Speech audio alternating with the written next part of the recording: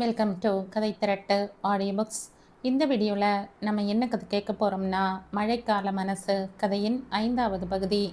நம்ம சேனலை இது வரைக்கும் சப்ஸ்கிரைப் பண்ணாதவங்க சப்ஸ்கிரைப் பண்ணுங்கள். பக்கத்தில் இருக்கிற பெல் ஐகானை கிளிக் பண்ணி ஆளுங்கிற ஆப்ஷனை ப்ரெஸ் பண்ணுங்கள். ஸோ தட் நான் போடுற கதைகளை உடனுக்குடனே நீங்கள் கேட்கலாம். வாங்க கதைக்குள்ளே போகலாம்.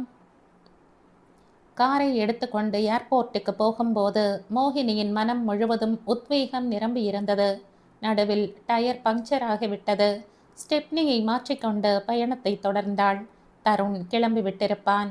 பிளேன் அதிர்ஷ்டவசமாக தாமதமாக இருந்தால் தவிர. மோகினி வேகத்தை கூட்டினாள். காரை ஏர்போர்ட் வாசலில் பார்க் செய்துவிட்டு டிக்கெட் வாங்குவதற்காக கவுண்டர் பக்கம் ஓட்டமும் நடையுமாக விரைந்தாள். யாரோ பின்னால் இருந்து தோளை பற்றி நிறுத்தினார்கள். மோகினி விடுவித்துக் கொள்ள முயற்சி செய்து கொண்டே பின்னால் திரும்பினாள். எதிரே தருண். இருவரும் ஒரு நிமிடம் ஒருவரை ஒருவர் அப்படியே பார்த்து கொண்டிருந்தார்கள். மோகினியின் கண்களில் உத்வேகமும் மகிழ்ச்சியும் போட்டியிட்டு கொண்டிருந்தன. பிளேன் கிளம்பிவிட்டிருக்கும் என்று பயந்தேன் என்றாள். பிளேன் கிளம்பி 10 நிமிடங்கள் ஆகிவிட்டது. தருண் நிதானமான குரலில் சொன்னான். கிளம்பி விட்டதா? அப்போ நீ வரப்போகிறேன் என்று போன் செய்தாய். அவன் கடிகாரத்தை சுட்டி காட்டினான். இந்த இரவு வேளையில் மறுபடியும் நீ தனியாக வீட்டுக்கு போக வேண்டும். இங்கிருந்து வீடு எவ்வளவு தொலைவு என்று எனக்கு தெரியும். இந்த சூழ்நிலையில் உன்னை விட்டு என்னால் போக முடியவில்லை என்றான். ஓ, தேங்க்யூ. நீ டிரைவ் செய்து கொண்டிருந்த கார் அம்பு போல் வேகமாக ஏர்போர்ட்டுக்குள் நுழையும் போதே கவனித்தேன்.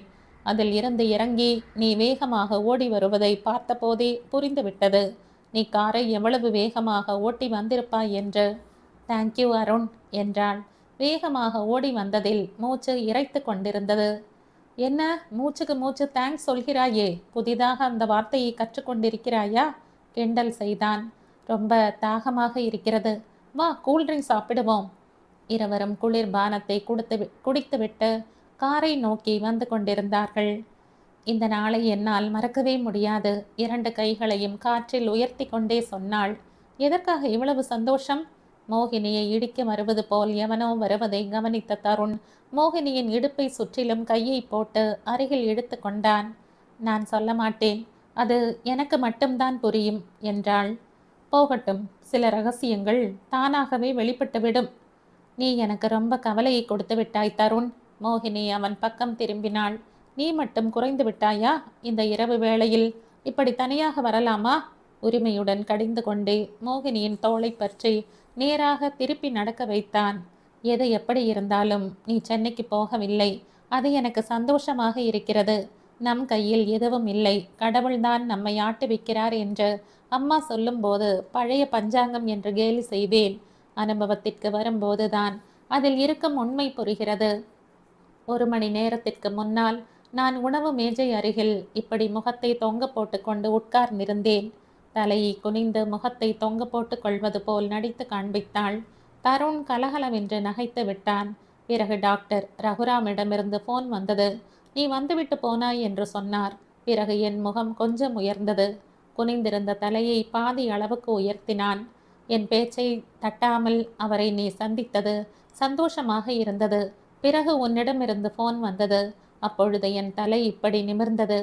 மோகினி தலையை உயர்த்தி வானத்தை நோக்கினாள். வானத்தில் பறப்பது போல் வேகமாக வந்தேன். நடுவில் டயர் பங்க்சர் ஆகிவிட்டது. ஸ்டெப்னியை மாற்றிக்கொண்டு வந்தேன். இதை பார். கைகளை கூட இன்னும் துடைத்து கொள்ளவில்லை. கைகளை நீட்டி காண்பித்தாள். அவன் பார்த்தான். உண்மைதான். மோகினியின் கைகளில் மண் படிந்திருந்தது. உடனே ஜேபியில் இருந்து கைக்குட்டையை எடுத்து மோகினியின் கைகளை துடைத்தான். அந்த கைகள் இளம் தளிர்களைப் போல் நளினமாக இருந்தன. இந்த கைகளுக்கு இப்படி உன் கையால் சிசுருஷை செய்து கொள்ளும் அதிர்ஷ்டம் கிட்டும் என்று நினைக்கவில்லை. ஏதோ மயக்கம் ஆட்கொண்டது போல் மோகினி தன்னையும் அறியாமல் சொன்னாள். சொன்ன பிறகு நாக்கை கடித்து கொண்டாள். எனக்கு என்ன ஆகிவிட்டது? ஏன் இப்படி பேசுகிறேன்? உள்ளூர நினைத்து கொண்டாள். ஏர்போர்ட்டில் சந்தடியே இல்லை. மோகினியின் காருக்கு பக்கத்தில் இன்னொரு கார் பார்க் செய்யப்பட்டிருந்தது. தருண் மோகினியிடமிருந்து கார் சாவியை எடுத்துக்கொண்டு கார் கதவை திறந்து உட்கார்ந்து கொண்டான். அவன் காரை ஸ்டார்ட் செய்து கொண்டிருந்த போது மோகினி அந்த பக்கமாக ஏறுவதற்காக போய்க் கொண்டிருந்தாள். அதற்குள் பக்கத்தில் நின்றிருந்த காரில் இருந்து ஆட்கள் இறங்கி வந்தார்கள். அவர்களில் ஒருத்தன் மோகினியின் கையை பற்றி இழுத்தான். இதை பார்த்துவிட்டு தருண் தடுக்க வந்தபோது இன்னொருவன் குறுக்கே வந்தான். Scoundrel, I will kill you! Tarun கைப்பிடியை இறுக்கி அவன் முகத்தில் ஓங்கி குத்துவிட்டான். அடுத்த நிமிடம் அங்கே கைகலப்பு நிகழ்ந்தது. மோகினி தன்னை பிடித்து கொண்டிருந்தவன் முகத்தில் பேக்கால் அடித்துவிட்டு அவன் பிடியில் இருந்து தப்பித்து கொண்டு தருண் பக்கம் ஓடி வந்தாள். தருண் அவனை உண்டு இல்லை என்று அடித்து கொண்டிருந்தான். சத்தம் கேட்டு ஏர்போர்ட்டில் இருந்து மக்கள் ஓடி வந்தார்கள். என்ன நடந்தது? யார் அவங்க? ஆள் ஆளுக்கு கேள்வி கேட்டு கொண்டிருந்தார்கள். மக்கள் ஓடி வருவதை பார்த்துவிட்டு அவர்கள் காரில் ஏறிக்கொண்டு அந்த இடத்தை விட்டு ஓடிவிட்டார்கள். என் மனைவிக்கு விவாகரத்து வாங்கித்தரப் போகிறாயா? உன்னை கொன்று விடுவேன்! காரில் போய்கொண்டே குடி போதையில் ஒருவன் கத்தினான். தருண் உடனே காவல் நிலையத்திற்கு போன் செய்து கார் நம்பரை குறிப்பிட்டு புகார் கொடுத்தான். இருவருமே காரில் வரும்போது சாலை முழுவதும் ஆள் அரவமற்று இருந்தது. காரில் வந்தவர்கள் மறுபடியும் வருவார்களோ என்று மோகினி பயந்து நடுங்கினாள். தருண் எந்த பதற்றமும் இல்லாமல் டிரைவ் செய்து கொண்டிருந்தான். இரவு நேரம் தனியாக வருவது நல்லது இல்லைன்னு சொன்னேனே, கேட்டியா? தருண் குரலில் கோபத்தை விட கவலைதான் அதிகம் இருந்தது. தருண், உன்னை உடனே பார்க்க வேண்டும் என்று தோன்றியது. மோகினி அவன் பக்கம் நகர்ந்து நெருங்கி உட்கார்ந்து கொண்டாள். தருண் குரல் சீரியஸாக ஒலித்தது. ஏதோ நடக்கப் போகிறது என்று உள்மனம் என்னை எச்சரித்து கொண்டே இருந்தது. வேண்டாம் என்று சொன்னதை காதில் வாங்கிக் கொள்ளாமல் பிடிவாதமாக கிளம்பி வருவதாக சொல்லிவிட்டாய். இரவில் தனியாக திரும்பி போகணுமே என்ற கவலையாக இருந்தது. கிளம்பி போய்விடலாம் என்று நினைத்தாலும் யாரோ தடுத்து நிறுத்திவிட்டது போல் தங்கிவிட்டேன். தருணின் கை அவனை அறியாமலேயே மோகினியின் தோளை சுற்றி அவளை மேலும் அருகில் இழுத்து கொண்டது. நான் கிளம்பி போயிருந்தால் இன்னைக்கு என்னவாக இருக்கும்? தேங்க் காட் என்றான். இன்னைக்கு விடிந்த வேளை ரொம்ப நல்ல வேளை, மோகினி தெளிவற்ற குரலில் சொன்னாள். அந்த வார்த்தையை சொல்ல வேண்டியது நான் தான். தருண் மோகினியின் தலையை வருடி விட்டு கொண்டே சொன்னான். மோகினி அப்படியே அசையாமல் உட்கார்ந்திருந்தாள். அந்த நெருக்கம், அந்த தொடுகை, மனமும் உடலும் ஏதோ மயக்கத்தில் ஆழ்ந்து விட்டது போல் இருந்தது.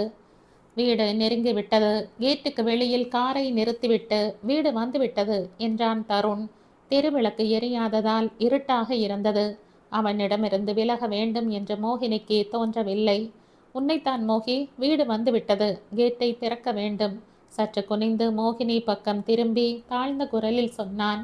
மோகினி தலையை உயர்த்தினாள். அவன் கன்னத்தில் மோகினியின் இதழ்கள் பட்டன.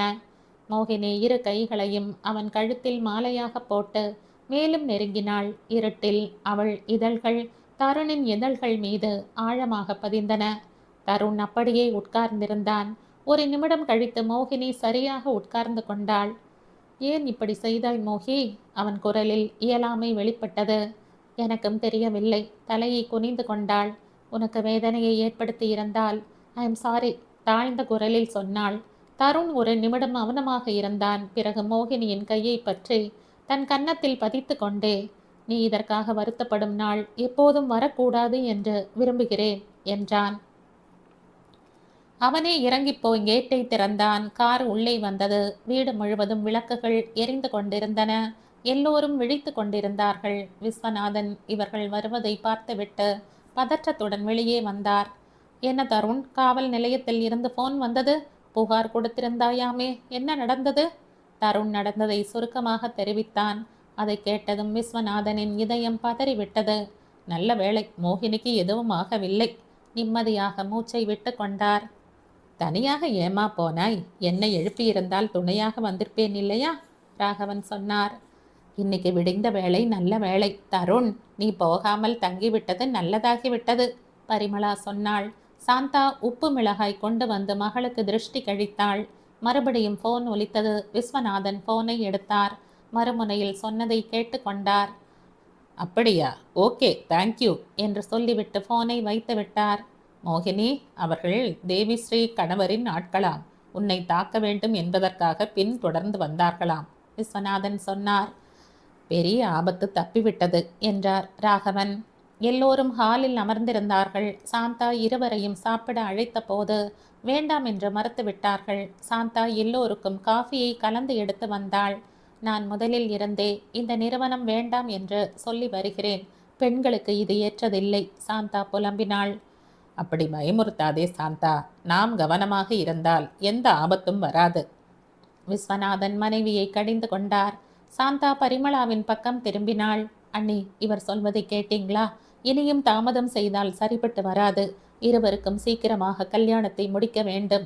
மோகினி சட்டென்று தருண் பக்கம் பார்த்தாள். தருண் எதையும் பொருட்படுத்தாதவனாய் எதுவும் நடக்கவில்லை என்பது போல் நிதானமாக காஃபியை பருகி கொண்டிருந்தான். அன்றில் இருந்து இருவருக்கும் இடையே நெருக்கம் ஏற்பட்டது. ஆனால் மோகினிதான் உரிமையுடன் பழகி வந்தாளே தவிர தருணிடம் எந்த மாற்றமும் தெரியவில்லை. மோகினியும் தருணும் சேர்ந்து அலுவலகத்திற்காக இடத்தை தேடி அலைந்து கொண்டிருந்தார்கள். நண்பர்கள் வட்டாரத்தில் மோகினி தருண் திருமணம் செய்து கொள்ளப் போகிறார்கள் என்ற செய்தி பரவிவிட்டது. தினமும் யாராவது வந்து வாழ்த்துக்களை தெரிவித்து கொண்டே இருந்தார்கள். உடனே மோகினி தருண் பக்கம் பார்ப்பாள். அவன் எப்போதும் போல் எதையும் பொருட்படுத்தாமல் இருந்து வந்தான். தருண் அலுவலகத்திற்காக உஷாவின் சித்தப்பா வீட்டை எடுத்துக்கொள்வதாக முடிவு செய்தார்கள். வீடு எல்லா விதத்திலேயும் வசதியாக இருந்தது. மாடியில் குடியிருக்கவும் கீழ் போர்ஷனில் அலுவலகம் நடத்துவதற்கு ஏற்ற விதமாகவும் இருந்தது. தருண் அலுவலகத்திற்காக இடத்தை முடிவு செய்ததும் தன்னிடம் வேலை பார்க்கும் ஊழியர்களுக்காக வீடுகளை, பிளாட்டுகளை தேர்வு செய்தான். பள்ளிக்கூடம், கல்லூரி முதலியவை அருகில் இருக்கும் விதமாக வீடுகளை பார்த்தான். ஆபீஸ் கட்டிடத்தின் பொறுப்பை மோகினியிடம் ஒப்படைத்தானே தவிர ஊழியர்களுக்காக வீடுகளை தானே சுயமாக பார்த்து தேர்வு செய்தான். தனக்கு கீழே வேலை பார்க்கும் ஊழியர்களின் நலனில் தருண் மிகுந்த அக்கறை காட்டியது மோகினிக்கு வியப்பாக இருந்தது. இதில் பெரிதாக நான் எதுவும் செய்து விடவில்லை. என்னுடைய ஊழியர்கள் கம்பெனியின் முன்னேற்றத்திற்காக பாடுபடுபவர்கள். அவர்களுடைய தேவைகளை நான் இல்லாமல் வேறு யார் கவனிப்பார்கள்? அது என்னுடைய முதல் கடமை இல்லையா? வியாபார உலகில் தருண் இவ்வளவு சீக்கிரமாக முன்னேறி வருவதற்கான காரணம் மோகினிக்கு புரிந்தது. ஊழியர்கள் புதிய இடத்திற்கு வருகிறார்கள். அவர்களுக்கு எந்தவிதமான பிரச்சனையும் இருக்கக்கூடாது என்று கவனமாக செயல்படுகிறான். வீட்டில் பெற்றோரின் நலனில் எவ்வளவு அக்கறை காட்டுகிறானோ ஊழியர்களிடமும் அதே போன்ற கவனம் செலுத்துகிறான். புதிய அலுவலகத்தின் திறப்பு விழா எந்த விதமான ஆடம்பரமும் இல்லாமல் சிறப்பாக நடந்து முடிந்தது. மோகினியின் சிநேகிதிகள் டாக்டர் ரகுராம் இருவரின் பெற்றோர்கள் தவிர வெளியாள்கள் யாரும் இல்லை. மோகினி தருண் பரஸ்பரம் பேசிக்கொண்டு விஷயங்களை முடிவு செய்வது, அடுத்தவரின் வேலையில் உதவி புரிவதை பார்க்கும்போது ராகவனுக்கும் சரி, விஸ்வநாதனுக்கும் சரி சந்தோஷமாக இருந்தது. மோகினியின் அலுவலகத்தில் இருந்து தருண் அலுவலகம் 1 மைல் தொலைவில் இருந்தது. மதிய நேரத்தில் மோகினி தருண் அலுவலகத்திற்கு வந்து விடுவாள். இல்லையா தருண் மோகினி ஆபீஸுக்கு வருவான். இருவரும் ஒன்றாக சேர்ந்து சாப்பிடுவது வழக்கமாகிவிட்டது. சாலினி மோகினியின் சிநேகிதி, இன்டீரியர் டெக்கரேட்டர். மோகினி அவளுடைய உதவியை எடுத்துக்கொண்டு தருணின் அலுவலகத்தை, வீட்டை அழகுபடுத்தினாள். தேவையான பர்னிச்சர்ஸ், கர்டன்கள் வாங்கினார்கள். மோகினி தருணுடைய படுக்கை அறையை அழகுபடுத்தும் முன், உனக்கு எந்த வண்ணம் பிடிக்கும் என்று கேட்டாள். எதுவாக இருந்தாலும் பரவாயில்லை. அப்படி இல்லை, பிங்க், ப்ளூ, ஒயிட் இவற்றில் உனக்கு எந்த கலர் பிடிக்கும்? நான் அதை பற்றி யோசித்தது இல்லை. என்னை பொறுத்தவரையில் அதற்கு முக்கியத்துவம் இல்லை. அதுதான் எனக்கு பிடிக்கவில்லை. நீ என்று இல்லை, பெரும்பாலான ஆண்களுக்கு பணத்தை சம்பாதிக்க தெரியுமே தவிர எப்படி அனுபவிப்பது என்று தெரியாது. உழைப்பதற்காகத்தான் பிறந்தாற்போல் வேலை செய்து கொண்டே இருப்பார்கள். கஷ்டப்பட்டு உழைக்கட்டும், வேண்டாம் என்று சொல்லவில்லை. ஆனால் கிடைக்கும் வருமானத்தில் கொஞ்சமாவது தன்னுடைய சந்தோஷத்திற்காக பயன்படுத்தி கொள்ள வேண்டும். மோகினி நீளமாக சொற்பொழிவு ஆற்றினாள். மகிழ்ச்சிக்கு நீ சொல்லும் விளக்கம்தான் என்ன? இந்த அறையில் பிங்க் கலரில் கர்டன்களை தொங்கவிட்டால் உனக்கு சந்தோஷம். அதற்கு செலவழிக்கும் பணத்தை ஏழை மாணவனின் படிப்புக்கு செலவு செய்தால் எனக்கு திருப்தி. அப்போ உனக்கு சுகப்படும் யோகம் இல்லை. மோகினி பெருமூச்சு விட்டாள். சுகப்படுவது என்றால் என்ன? தருண் கேட்டான். மனிதன் தனக்கு பிடித்த விதமாக சந்தோஷமாக இருப்பது. நீ எந்த வண்ணத்தில் கர்டன்களை வாங்கப் போகிறாய் என்பது எனக்கு முக்கியமில்லை. மோகினி தன்னுடைய மதிப்புமிக்க நேரத்தை எனக்காக செலவழித்து இந்த அறையை அலங்கரித்தாள் என்பதுதான் எனக்கு முக்கியம். இப்ப சொல்லு, எனக்கு சந்தோஷம் கிடைத்து விட்டதா இல்லையா? மோகினியால் பதில் சொல்ல முடியவில்லை. ஓ தருண், நான் எது சொன்னாலும் எனக்கே திருப்பி விடுகிறாய். போய் கோபத்துடன் சிணுங்கினாள். ஆஹா, எங்கேயும் போவதில்லை. சோஃபாவில் உட்கார்ந்து கொண்டே சொன்னான். மோகினி விதவிதமான படுக்கை அறை டெக்கரேஷன்கள் அடங்கிய புத்தகத்தை அவன் முன்னாடி திறந்து காண்பித்தாள். இவற்றை பாரு தருண், விதவிதமான மாடல்கள் இருக்கு. உனக்கு பிடித்தமானதை சொல்லு. கண்டிப்பாக சொல்லித்தான் ஆக வேண்டுமா? ஆமாம். தருண் கண்களை மூடிக்கொண்டான். வலது கையால் புத்தகத்தை மூடிவிட்டு 1 நிமிடம் கழித்து கண்களை திறக்காமலே புத்தகத்தை திறந்தான். அந்த பக்கத்தின் மீது கையை வைத்தான். எனக்கு பிடித்த மாடல் இதுதான். மை குட்னஸ், ஏன் ரொம்ப அசிங்கமாக இருக்கிறதா? கண்களை திறந்து கொண்டே கேட்டான். நான் செலக்ட் செய்த மாடலைத்தான் நீயும் செலக்ட் செய்திருக்கிறாய், மகிழ்ச்சி பொங்கும் குரலில் சொன்னாள். சரியாக அதே பக்கம் எப்படி வந்தது? தருண் கேட்டான். அதிர்ஷ்டம் என்றால் இதுதான். நீ கண்களை மூடிக்கொண்டு செலக்ட் செய்தாலும் நான் தேர்வு செய்த மாடலைத்தான் செலக்ட் செய்திருக்கிறாய். தருண் புத்தகத்தை இப்படியும் அப்படியுமாக புரட்டினான். நான் நம்ப மாட்டேன். இதில் அதிர்ஷ்டம் எதுவும் இல்லை. நீ ரொம்ப நேரம் அந்த பக்கத்தை திறந்து வைத்து பார்த்து கொண்டு இருந்திருப்பாய். அதான் நான் புத்தகத்தை மூடி திறந்ததும் அதே பக்கம் வந்திருக்கும். அதை கேட்டதும் மோகினியின் முகம் வாடிவிட்டது. புத்தகத்தை எடுத்து அவன் மீது எறிந்தாள். போ தருண், எப்போதும் இடக்கு பேச்சுதான், சிணுங்கினாள். இருவரும் ஒரே மாடலை தேர்வு செய்தது அதிர்ஷ்டம்தான் என்று நம்புவது மோகினிக்கு சந்தோஷமாக இருந்தது. அதை தருண் மறுத்தது அவளால் ஏற்றுக்கொள்ள முடியவில்லை. என்ன மோகி, அலுவலகத்தை இங்கே ஷிஃப்ட் செய்வதில் இவ்வளவு ஒத்தாசை செய்துவிட்டு போ போ என்கிறாயே, உண்மையாகவே சென்னைக்கு திரும்பி போகட்டுமா? அப்படி சொல்ல உனக்கு வாய் எப்படி வந்தது? மறுபடியும் சொல்லு பார்ப்போம். அவனுடைய தலைமுடியை அழுத்தமாக பற்றி கொண்டு உலுக்கினாள். போ போ என்று நீ சொன்னால் அப்படித்தான் சொல்ல வேண்டியிருக்கும். உன்னை போக சொல்லி நான் சொல்ல மாட்டேன். நானும் போக மாட்டேன், சரிதானே? மோகினியின் பிடியில் இருந்த தலைமுடியை விடுவித்து கொள்ள முயற்சி செய்தான். அவனுடைய முயற்சியை கவனித்ததும் மோகினி மேலும் அழுத்தமாக பற்றி கொண்டாள். திடீரென்று அவன் தலை மோகினியின் மார்பில் அடைக்கலம் தேடுவது போல் பதிந்தது. அவன் மௌனமாக இருந்து விட்டான். மோகினி அவன் கழுத்தை சுற்றி கைகளை போட்டு மேலும் இறுக்கமாக அணைத்து கொண்டே, நான் உன்னை விட போவதில்லை என்றாள். விட்டுவிட சொல்லி நான் கனவில் கூட கேட்கப் போவதில்லை என்றான். உண்மையாகவா? அவன் பதில் சொல்லவில்லை. உண்மையாகத்தான் சொல்கிறாயா? இரட்டிப்பது போல் கேட்டாள். உண்மைதான்.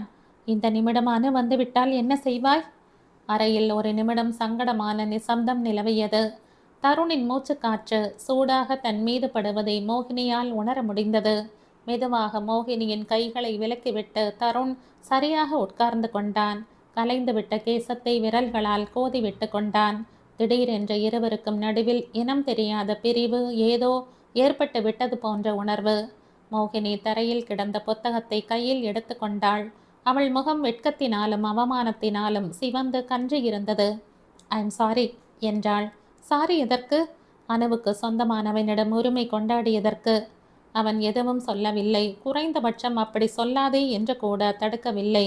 மோகினி அவமானமாக உணர்ந்தாள். தன்னுடைய தனித்தன்மை சுயமரியாதை இப்படி காற்றில் கரைந்து போவானேன்? அவன் மனதில் அணுவுக்கு சாசுவதமான இடம் இருப்பது தெரிந்த பிறகும் தான் இப்படி மயங்குவானேன்? சிச்சி, எனக்கு பைத்தியம்தான் பிடித்து விட்டது. சட்டென்று சோஃபாவில் இருந்து எழப்போனாள். தருண் கையை பற்றி தடுத்து விட்டான். எதற்காக என் மீது கோபம்? மோகினி பதில் சொல்லவில்லை. மோகினியின் கையை பற்றி இருந்த அவன் பிடி 1 நிமிடம் தளர்ந்து மறுபடியும் 2 மடங்கு இறுகியது. சொல்லு, நான் செய்த தவறு என்ன? தருண் கேட்டான். நான் உன் அருகில் இருக்கும்போது கூட நீ அணுவை மறந்து போக மாட்டாய். இதைவிட அவமானம் எனக்கு வேறு என்ன இருக்க முடியும்? அவன் மோகினியின் கையை வேகமாக இழுத்தான். மோகினி வந்து தருண் மடியில் விழுந்தாள். சற்று முன் உன் மார்பில் முகத்தை புதைத்து கொண்ட போது இனம் புரியாத சந்தோஷம் ஏற்பட்டதே தவிர வேறு எதுவும் நினைவுக்கு வரவில்லை. நீதான் அதை பாழடித்தாய். அணுவின் பிரஸ்தாவனையை கொண்டு வந்தது நீதான். அதாவது நீ அருகில் இருக்கும்போது எனக்கு கிடைத்த மகிழ்ச்சி உனக்கு ஏற்படவில்லை என்றுதானே அர்த்தம்? எனக்கு வேறு எந்த யோசனையும் வரவில்லை. உனக்குத்தான் அணுவை பற்றிய நினைவு வந்தது. இப்பொழுது சொல்லு, அவமானம் செய்தது நீயா இல்லை நானா? மோகினி பதில் சொல்லவில்லை. தருண் ரொம்ப குறைவாக பேசுவான். ஆனால் பேசும் ஒவ்வொரு வார்த்தையும் எதிராளி பதில் சொல்ல முடியாத அளவுக்கு காரண காரியத்துடன் இருக்கும். பதில் சொல் மோகி. மோகி அவன் கழுத்தை சுற்றிலும் கைகளை கோர்த்து கொண்டாள். அவன் முகம் அவள் கழுத்து பகுதியில் புதைந்தது. மோகினி சொன்னாள், எப்படி உன்னால் எதையும் பொருட்படுத்தாமல் இருக்க முடிகிறது? அப்பா, அம்மா, மாமா, அத்தை நம் திருமணத்திற்கு அவசரப்படுகிறார்கள். எதற்காக காத்திருக்க வேண்டும் என்று தினமும் கேட்டுக்கொண்டிருக்கிறார்கள். நிலைமையை சமாளிப்பதற்காக 1 வருடமாகட்டும் என்று சொல்லி அன்றைக்கு தப்பித்து கொண்டோம். ஆனால் இன்றைக்கு காலையில் நான் கிளம்பும்போது இன்று இரவுக்குள் முடிவை சொல்ல வேண்டும் என்று கச்சிதமாக சொல்லிவிட்டார்கள் தருண். அவர்களுக்கு என்ன பதில் சொல்லட்டும்? தருண் பேசவில்லை. உண்டு இல்லை என்ற ஏதாவது ஒரு பதிலை அவர்களுக்கு சொல்லியாக வேண்டும். எத்தனை நாட்களுக்கு அவர்களை சஸ்பென்ஸில் வைக்க முடியும்? பதில் சொல்லு தருண். முடிவு செய்ய வேண்டியது நீதான் மோகி. நானா? வியப்புடன் கேட்டாள். ஆமாம், என்னை பற்றி உனக்கு நன்றாகவே தெரியும். நான் எதையும் மறைக்கவில்லை. கடந்த 3 மாதங்களாக நீ என் வாழ்க்கையில் எண்ணங்களில் எனக்கே தெரியாமல் ஊடுருவி விட்டாய். சூழ்நிலையும் அதற்கு ஏற்றாற்போல் அமைந்து விட்டது. அப்பா அம்மாவிடம் பேசும்போது உன்னை பற்றிய பேச்சுதான். ஆபீஸில் இருந்தால் உன்னை பற்றிய எண்ணங்கள். இந்த ஊருக்கு இவ்வளவு சுலபமாக வியாபாரத்தை ஷிஃப்ட் செய்ய முடியும் என்று நான் நினைக்கவில்லை. உன் உதவி இருந்ததால் அந்த வேலை வெற்றிகரமாக முடிந்துவிட்டது. இதற்கு முன் சென்னையில் இருந்து இங்கே வரவேண்டும் என்றால் மனதிற்கு பிடிக்காத காரியமாக இருந்தது. ஆனால் உன் அறிமுகம் ஏற்பட்ட பிறகு அந்த எண்ணமே தலைகீழாக மாறிவிட்டது. எனக்கு ஒரு துணை இருப்பது போல் சந்தோஷமாக உற்சாகமாக தோன்றுகிறது. உன் அருகாமையில் எனக்கு கிடைக்கும் மகிழ்ச்சியை உணர்வுகளை வார்த்தைகளில் சொல்லி புரிய வைக்க முடியாது. மோகினி கவனமாக கேட்டுக்கொண்டிருந்தாள். அவனுடைய பேச்சு அவள் மனதில் குடிகொண்டிருந்த வருத்தத்தை கவலையை காணாமல் போக செய்துவிட்டது. என்னை உன்னால் ஏற்றுக்கொள்ள முடியுமா? என் மீது உனக்கு நம்பிக்கை இருக்கிறதா? இதை பற்றி நீதான் யோசித்து முடிவு செய்ய வேண்டும். டாக்டர் ரகுராமை சந்தித்து பேசியது எனக்கு ரொம்ப உதவியாக இருந்தது. அணு விஷயத்தில் நான் தவறாக யோசிப்பது புரிந்தது. அவளுக்கு நடந்த அநியாயத்தை சரி செய்வதற்கு அவளை திருமணம் செய்து கொள்வதுதான் சரியான வழி என்று நினைத்திருந்தேன். இத்தனை வருடங்கள் கழித்து அனு என்னை விரும்புவாள் என்ற என்ன நிச்சயம்? அதனால் அவளுக்கு என்னால் என்ன கொடுக்க முடியும் என்பதை பற்றி இப்போதே முடிவு செய்து கொண்டால் அணுவுக்கு நியாயம் கிடைத்து விட்டாற்போல் ஆகிவிடும். ஆனால் ஒன்று மட்டும் உண்மை, அணுவை மறந்து விடுவேன் என்று உனக்கு நான் வாக்கு தர மாட்டேன். என்னால் மறக்கவும் முடியாது. அணுவை தேடுவது என் வாழ்க்கையின் லட்சியம். நீயும் ஒத்துழைத்தால் அந்த வேலை சுலபமாக முடியும். உன்னால் என்னை புரிந்து கொள்ள முடியுமா? இதையெல்லாம் சகித்து கொள்ள வேண்டிய அவசியம் உனக்கு என்ன இருக்கிறது? அதனால் தான் சொல்கிறேன், இந்த விஷயத்தில் நீதான் முடிவு செய்ய வேண்டும். மோகினி மௌனமாக கேட்டுக்கொண்டிருந்தாள். அவன் மனதில் இருப்பதை கண்ணாடியைப் போல் தெளிவாக காட்டிவிட்டான். எந்த ஒளிவு மறைவும் இல்லை. திருமணமே செய்து கொள்ள மாட்டேன் என்று சொன்னவன் இப்போ அந்த எண்ணத்தை மாற்றிக்கொண்டிருக்கிறான். டாக்டர் ரகுராம் சொன்னது உண்மைதான். அவன் வாழ்க்கையில் இதுவரையில் எந்த பெண்ணும் அடியெடுத்து வைக்கவில்லை. திருமணத்தை பற்றி முடிவு செய்ய வேண்டிய பொறுப்பை தன்னிடம் விட்டிருக்கிறான். இவனிடம் தனக்கு இவ்வளவு விருப்பம் ஏற்பட காரணம்தான் என்ன? தருண் ராஜேஷை விட அழகானவன் இல்லை. சுனிலை விட பணக்காரனும் இல்லை. ஆனால் எந்த ஒரு பெண்ணும் தனக்கு துணையாக வரப்போகிறவனிடம் எதிர்பார்க்கும் பாதுகாப்பு, அன்பு, நேசம் அவன் தருவான் என்ற நம்பிக்கை தனக்கு ஏற்பட்டது. அவனுடைய நட்பு ரொம்ப அபூர்வமானது. அவனுடைய தனித்தன்மையில், அன்பில் அணுவின் நினைவை தவிர வேறு எந்த குறையும் இருப்பதாக மோகினிக்கு தோன்றவில்லை. அவன் தேடுவது கானல் நீர் என்று தனக்கு தெரியும். அதை அவன் புரிந்து கொண்ட அன்று அவன் முழுவதுமாக தனக்கு சொந்தமாகி விடுவான். அதை புரிய வைக்க வேண்டிய பொறுப்பு தன்னுடையதுதான். அவன் மனதை வெற்றி கொள்ள முடியும் என்ற நம்பிக்கை மோகினிக்கு ஏற்பட்டது. இன்று இரவு வீட்டில் என் முடிவை சொல்லிவிடுகிறேன் என்றாள். சரி என்றான். என்ன முடிவை என்று கேட்க மாட்டாயா என்று கேட்டாள். அவன் ஒரு நிமிடம் தாமதித்துவிட்டு என்றான். என்ன தைரியம்? இரட்டிப்பது போல் கேட்டாள். மோகினியை நான் நன்றாகவே புரிந்து கொண்டிருக்கிறேன். திருமணம் செய்து கொள்ளும் எண்ணம் இல்லாவிட்டால் என்னிடம் இவ்வளவு உரிமையுடன் பழக மாட்டாள் என்றான். மோகினியின் கைகள் அவன் கழுத்தை சுற்றிலும் இறுகின.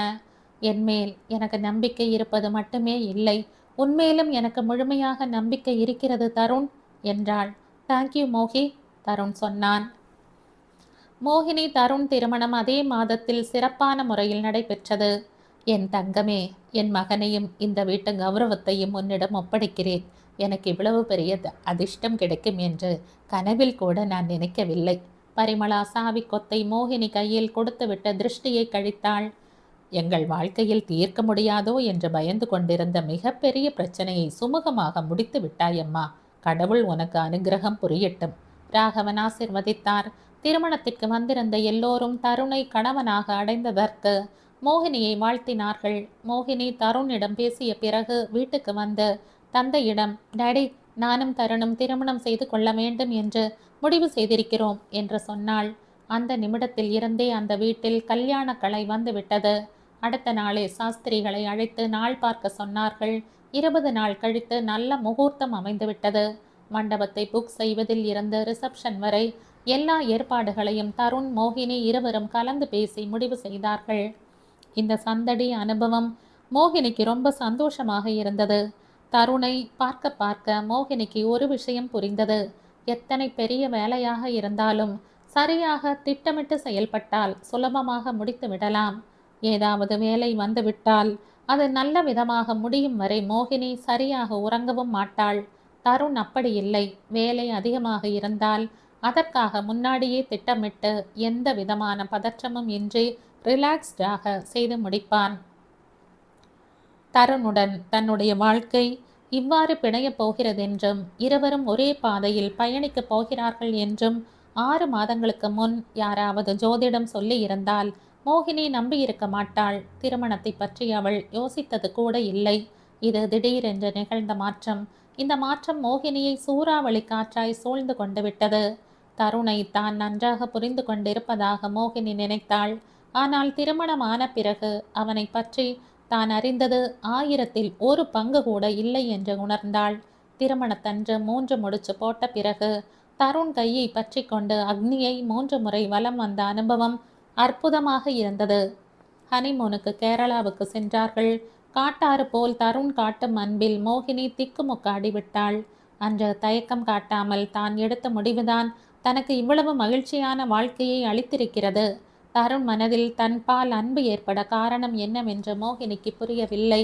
திருமணத்திற்கு முன் டாக்டர் ரகுராமை சந்தித்தாள். தருணை மணந்து கொள்ளப் போவதாக தெரிவித்தாள். அவன் மனதில் இருந்த அணுவின் நினைவுகளை எளிதாக நீக்க முடியும் என்று நினைக்காதே. அதற்கு ரொம்ப நாள் பிடிக்கலாம். நீ ரொம்ப பொறுமையாக இருக்க வேண்டி இருக்கும் என்றார். எனக்கு தெரியும். மனதளவில் அதற்கு தயாரான பிறகுதான் இந்த முடிவுக்கு வந்திருக்கிறேன், மோகினி சொன்னாள்.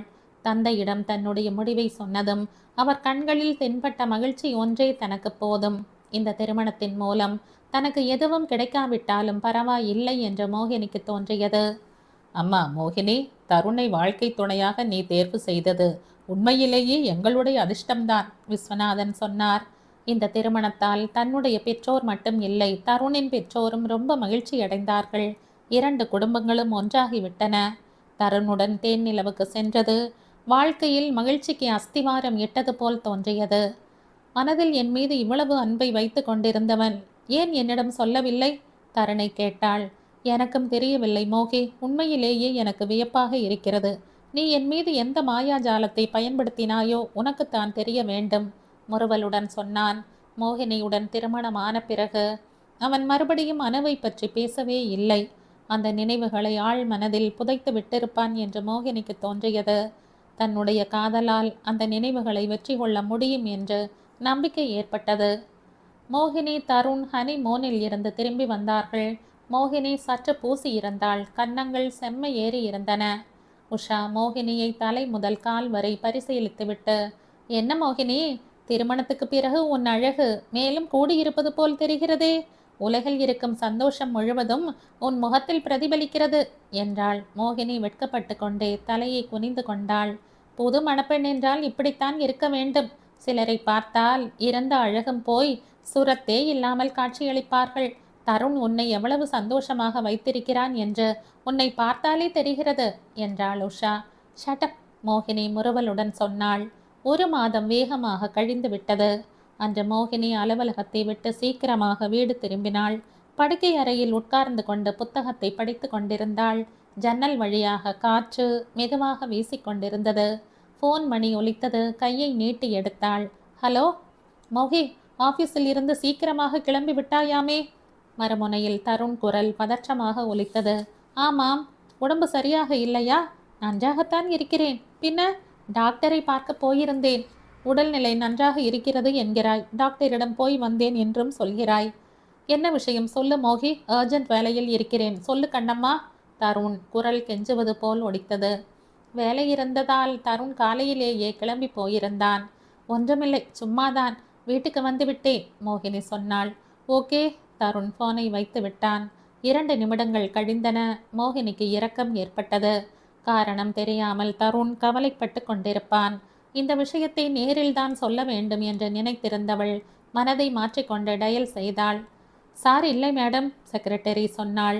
அப்போதே சொல்லி இருக்க வேண்டும், கவலைப்படுவான் என்று தெரிந்தும் தாமதம் செய்ததற்கு மோகினிக்கு தன் மீதே கோபம் வந்தது.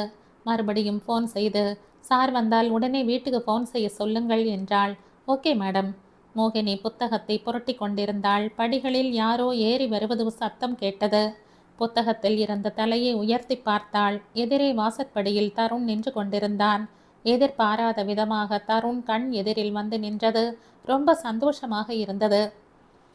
நீயே வந்து விட்டாயா? இப்பொழுதுதான் ஆஃபீஸ்க்கு ஃபோன் செய்தேன் என்றாள். தருண் 2:08 அவளை நெருங்கி அப்படியே 2 கைகளாலும் தூக்கி கொண்டு படுக்கையில் கிடத்தினான். என்ன விஷயம் சொல்லு என்றான். மோகினி அவன் கழுத்தை சுற்றிலும் கையை போட்டு காதில் சொன்னாள். உண்மையாகவா? அவன் பார்வையில் வியப்பும் மகிழ்ச்சியும் கலந்திருந்தன. ஆ, இது எப்படி சாத்தியம்? நாம் தான் ஃபேமிலி பிளானிங். பாதையில் நிறுத்தினான். கன்னியாகுமரியில் அன்று இரவு நினைவுபடுத்தினாள். மை காட் என்றான். தருண், உடனே குழந்தை என்றால் ஏனோ பயமாக இருக்கிறது. நாம் கவனமாக இருந்திருக்கலாமோ என்னவோ? தருண் சட்டென்று மோகினியின் வாயை பொத்தினான். அப்படி சொல்லாதே ப்ளீஸ் என்றான். இதுவும் நல்லதற்குத்தான். குழந்தை செல்வம் நம் பாக்கியத்தில் இருக்கும்போது அதை தடுக்க நாம் யாரு? என்னவோ தருண், நினைத்து பார்க்காத விதமாக எல்லாமே சீக்கிரமாக நடப்பது போல் தோன்றுகிறது. வாழ்க்கையின் மீது என் கண்ட்ரோல் இருப்பது போல் தெரியவில்லை. பெருமூச்சு விட்டு கொண்டே சொன்னாள். அப்படி சொல்லாதே. உன் வாழ்க்கை மட்டுமே இல்லை, என்னுடைய வாழ்க்கை, நமக்கு பிறக்கப் போகும் குழந்தையின் வாழ்க்கை எல்லாமே உன் கண்ட்ரோலில் தான் இருக்கிறது. முறுவலித்து கொண்டே சொன்னான் தருண். மோகினி கருவுற்று இருப்பதாக தெரிந்தபோது சாந்தா, விஸ்வநாதன் மகிழ்ச்சியடைந்தார்கள். பரிமளாவை பற்றி சொல்ல வேண்டியதே இல்லை. குழந்தை பிறக்கப் போகும் நாளுக்காக எல்லோரும் ஆவலுடன் காத்திருந்தார்கள். இந்த கதையின் தொடர்ச்சியை அடுத்த பதிவில் கேட்கலாம். நன்றி.